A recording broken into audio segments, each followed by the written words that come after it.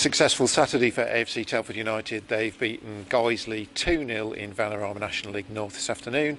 And I have what I'm hoping will be a very pleased manager, Gavin Cowan, next to me. Yeah. Gavin,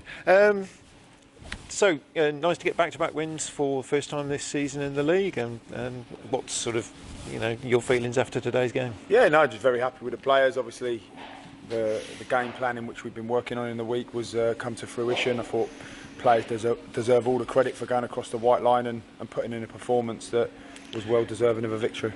Sure. I mean, going into the game, injury concerns. A big help to you, I suppose, that Jack Byrne was able to declare himself fit ultimately. Yeah, to be honest, he was playing at about 80%. So we were fortunate that he's brave enough to go out there and do it. But yeah, it is what it is. I think it's what makes it even more impressive that we've gone back-to-back victories and we've got significant injuries, suspensions, and it doesn't look great from that standpoint. But it's credit to the players that were available today and obviously came on and did what they did, and it's their shirt now.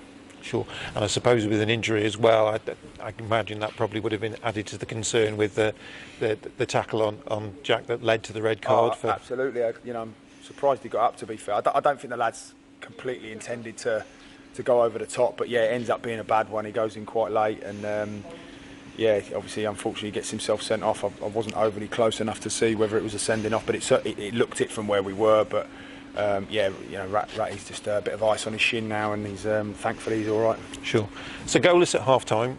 Was it just a case of having to be patient? Did you feel it was going to come in the end? Yeah, I mean, I thought our press was really good. They were playing with sort of a back three with two tens, which made it slightly more difficult for us. But tactically, it was a real pleasure to go up against Marcus. So he's genius at all of that, and so I knew there'd be something in there. So, but I was really pleased. And Guiseley, I thought, were excellent. Were really brave and tried to play, and we had to really be on our steel. We were fortunate that a couple of times our pace at the back got us out of any apparent trouble. So yeah, I thought we managed it really well, and we knew going into the second half that if we could just be a bit braver on the ball, if we could just play forward a little bit more and play the patterns that we'd worked on as well. It was a bit frustrating at half time because again, we work on things and the lads go over the line and it's not coming to fruition and sort of almost on their own agenda again. But second half they came out and just got to the game plan, and it's credit to them. Like I say, if we lose games, I don't want to be seen to be passing the buck, but when they go over the white line, it's down to them.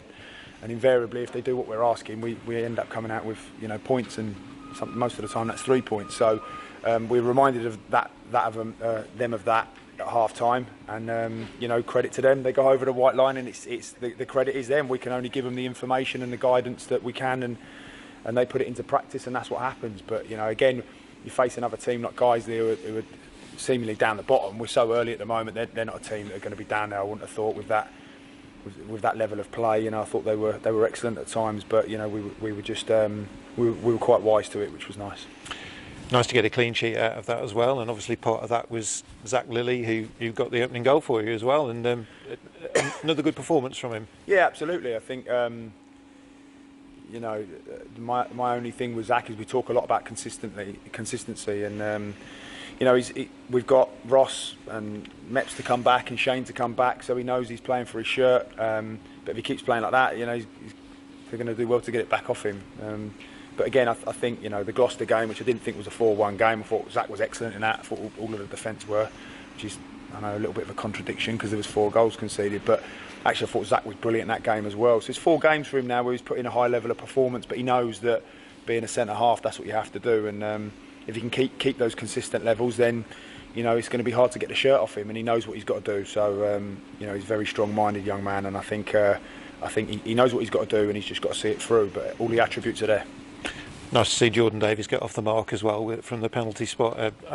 Was that a case of Jordan wanting that one, or? No, absolutely, Jordan wanting it. I'm not going to say who it was, but we had the designated penalty taker down, and I think it's a good insight into Jordan's character. He's fearless, he's very tenacious. He's had a lot of knockbacks in football, and he's maintained his self-belief, and the lads love him in there just because of the way he is. What he gives for the team, and his fearless way of playing, and never say die attitude, and he deserves that today.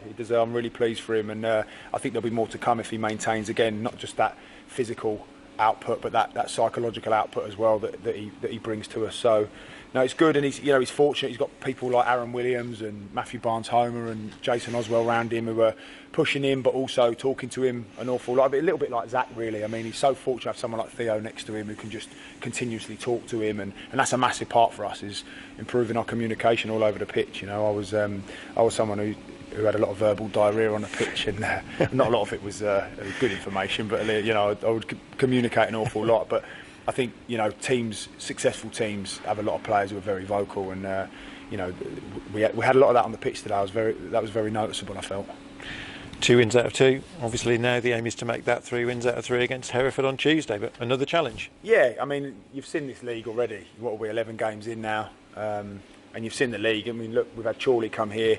They were supposed to be bottom of the league and play to the level that they did. I thought Guiseley today certainly didn't look like a team who were down there, and I've watched their previous games. You know, they've run Gloucester twice, really close, and Kettering in the week, and it's such fine margins at this level, you know. So listen, it's whoever's going to be well prepared, who's going to psychologically bring it, physically bring it. You know, you've got to find them edges, because it's going to be very close every game this year. But you know, Hereford, a massive club, you know, be full time, and they've got a lot of resources, and it's you know, a boxing match probably wouldn't be in the same weight class, but ultimately, you know, we're very confident in the squad that we've got, and we know that we can be competitive. So yeah, it'll be a tough game, but one we're very confident going into.